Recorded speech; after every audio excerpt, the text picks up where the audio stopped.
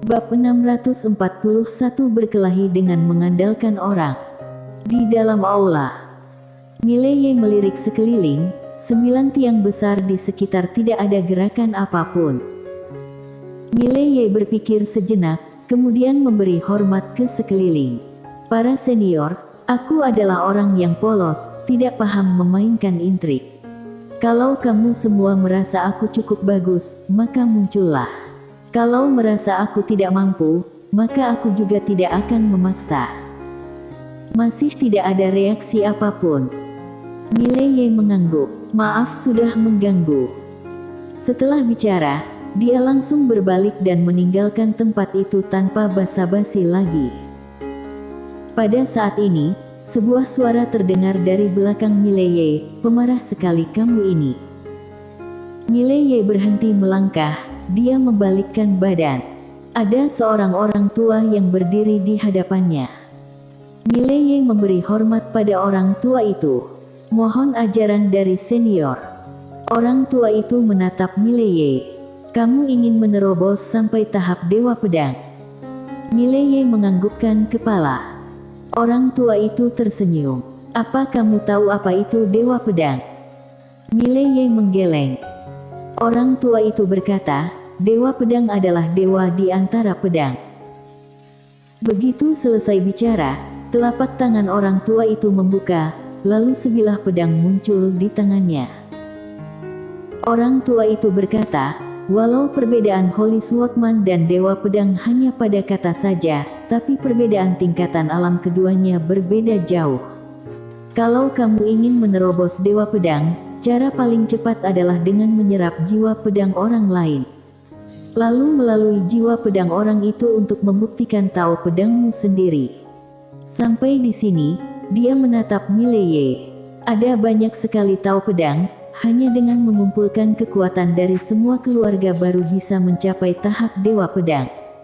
Tahu pedang menembus dewa, tapi dewa yang dimaksud bukanlah master kuat dalam legenda, melainkan diri sendiri. Satu orang, dialah dewa dirinya sendiri. Paham satu akan jadi holy, paham ratusan ribu akan jadi dewa. Apa kamu paham kata-kataku? Mileye mengangguk. Paham. Orang tua itu tersenyum.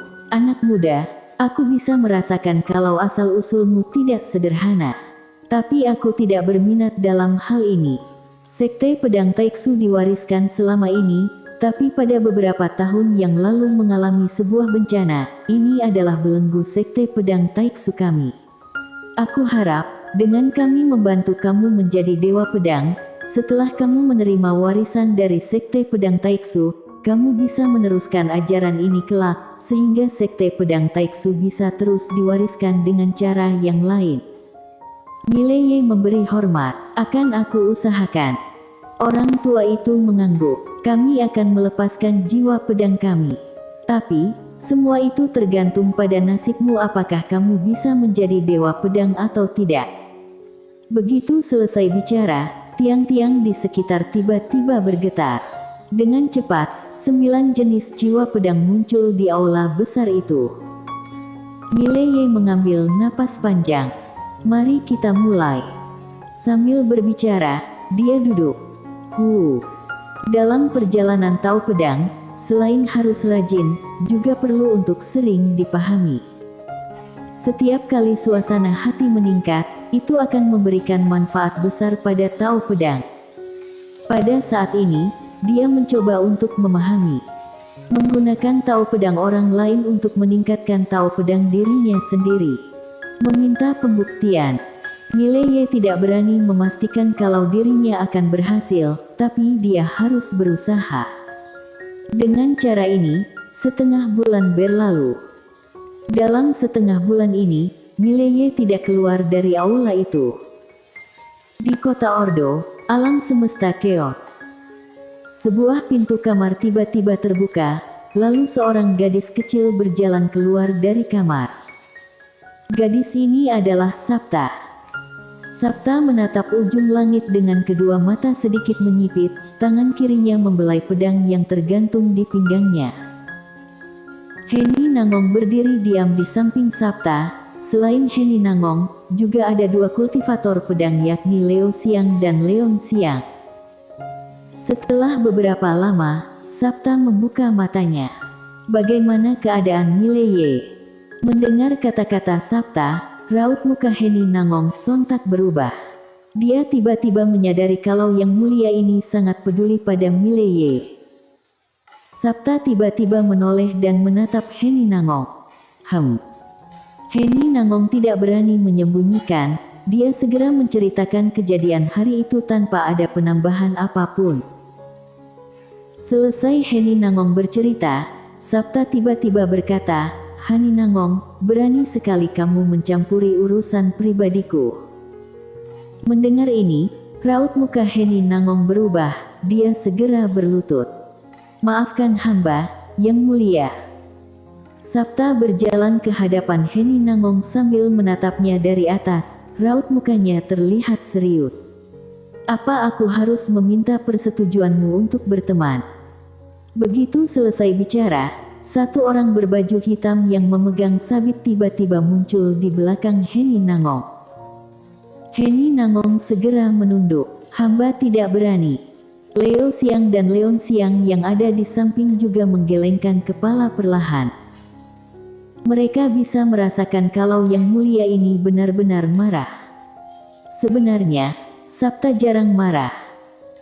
Pada saat ini, Sabta melambaikan tangan, lalu orang berbaju hitam di belakang Heni Nangong pun menghilang. Sabta menatap Heni Nangong.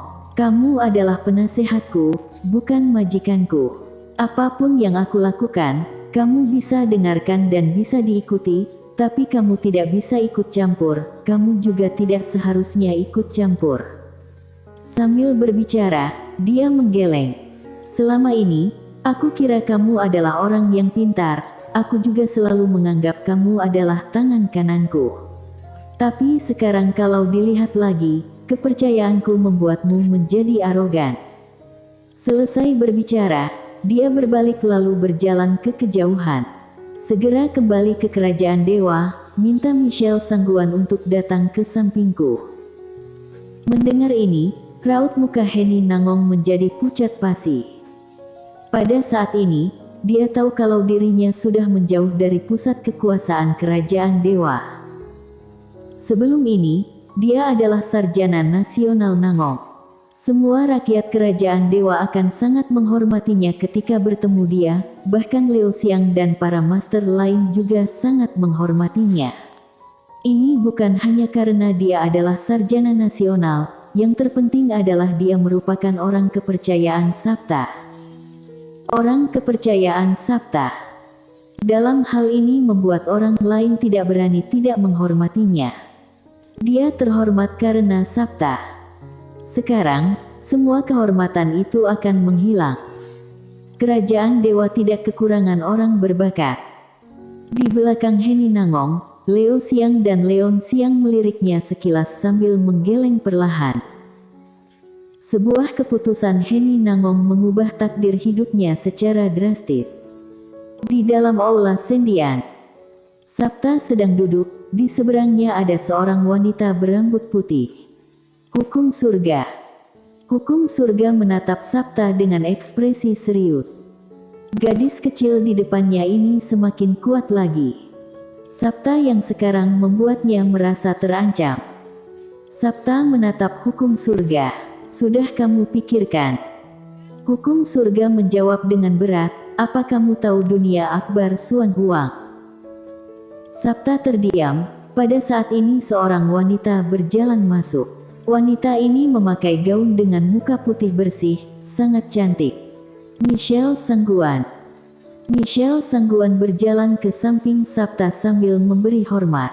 "Yang Mulia, aku sudah mendapatkan beberapa informasi mengenai dunia akbar Suan Huang."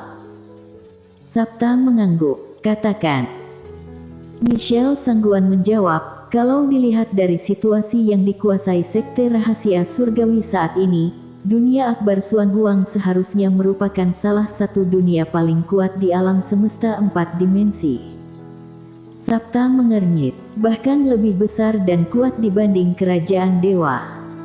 Michelle Sangguan mengangguk, "Lebih kuat dari kita, ditambah lagi dunia akbar Suan Huang ini adalah sebuah dunia yang sangat berbahaya. Karena, untuk mempertahankan energi spiritual di dunia mereka sendiri berkecukupan, mereka sering merampas energi spiritual alam semesta lain. Entah sudah berapa banyak alam semesta yang sudah dijajah mereka. Oleh karena itu, mereka tidak hanya tidak jatuh, justru menjadi semakin kuat. Apalagi mereka memiliki pengetahuan seni bela diri paling terdepan yang dimiliki alam semesta 4 dimensi. Sampai di sini, dia terdiam sebentar lalu melanjutkan, selain itu, setelah mereka merampas energi spiritual banyak alam semesta, mereka juga akan menyerap pengetahuan alam-alam semesta itu. Bisa dikatakan kalau mereka sudah mengumpulkan banyak pengetahuan seni bela diri alam semesta lain. Sabta mengangguk. Mereka melakukan hal yang ingin kulakukan. Tapi aku tidak akan melenyapkan alam semesta lain demi alam semesta chaos.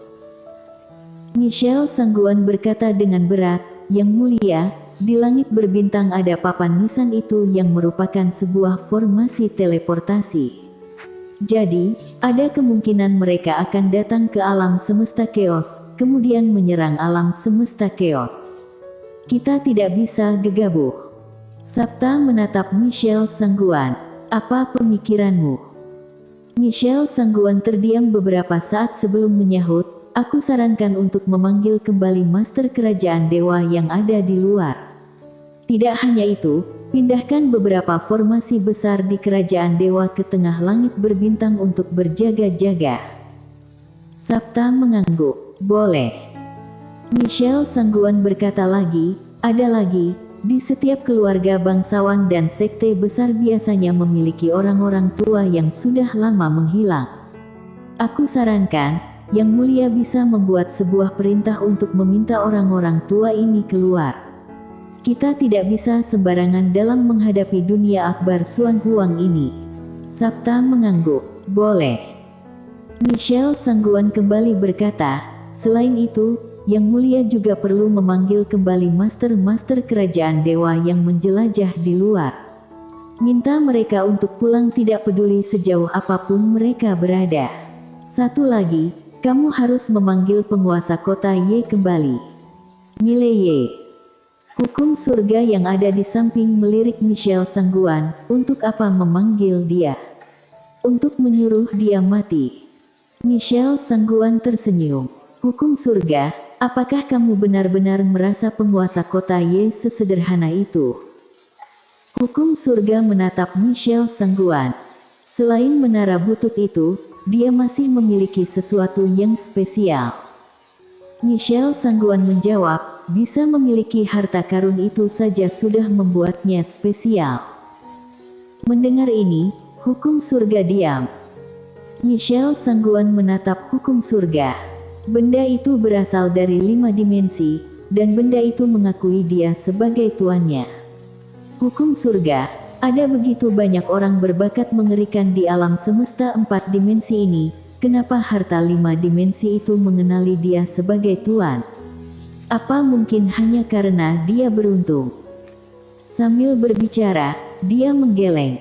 Kalau karena keberuntungan dia bisa mendapatkan harta itu, maka sampai sekarang ini dia masih hidup, itu sudah membuktikan kalau dia tidak sederhana. Selesai bicara, dia menatap Sabta. Yang Mulia, tanpa persetujuan Yang Mulia, hamba sudah meminta sekte rahasia surgawi untuk menyelidiki penguasa kota Ye. Kami semakin mengetahui kalau orang ini tidak sederhana. Sabta bertanya, kenapa dibilang tidak sederhana? Michelle Sangguan berkata dengan serius, sekte rahasia surgawi tidak bisa menyelidiki nasibnya. Bahkan ketua sekte tua pun tidak bisa, salah, bukan tidak bisa tapi tidak berani. Ketua sekte tua bilang, kalaupun mencoba dengan cara paksaan, mungkin bisa mengetahui nasib penguasa kota Ye, tapi pasti akan terjadi hal yang tidak baik. Perasaan itu sangat kuat, jadi ketua sekte tua harus menghentikannya. Sabta terdiam. Michelle Sangguan berkata lagi, selain itu, menurut informasi yang kuterima, penguasa kota Ye bukan hanya mendapatkan pengakuan dari mantan guru kerajaan dewa dari klan dewa, tapi juga mendapatkan pengakuan dari Raja Hades dari klan Baka. Kedua penguasa super ini sama-sama mengakui kehebatannya. Lalu ada satu lagi, Zhenjian. Zhenjian. Sabta mengernyit. Dia masih ada. Michelle Sangguan mengangguk. Kemungkinan besar dia adalah orang di belakang Mileye, tapi hamba belum berani memastikan.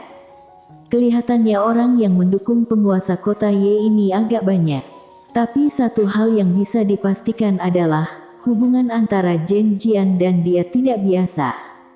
Zhenjian. Dari klan dewa hingga zaman sekarang, ada dua jenius berbakat super yang menggemparkan dunia. Orang itu adalah Zhenjian dan Sabta. Mengenai semenakutkan apa bakat kedua orang ini, tidak ada yang tahu. Pada saat ini, hukum surga yang ada di samping menyela, kamu benar, dia memang punya banyak pendukung. Dia adalah orang yang tidak berguna, berkelahi dengan mengandalkan orang lain. Michelle Sangguan bersambung. Mohon like dan subscribe ya.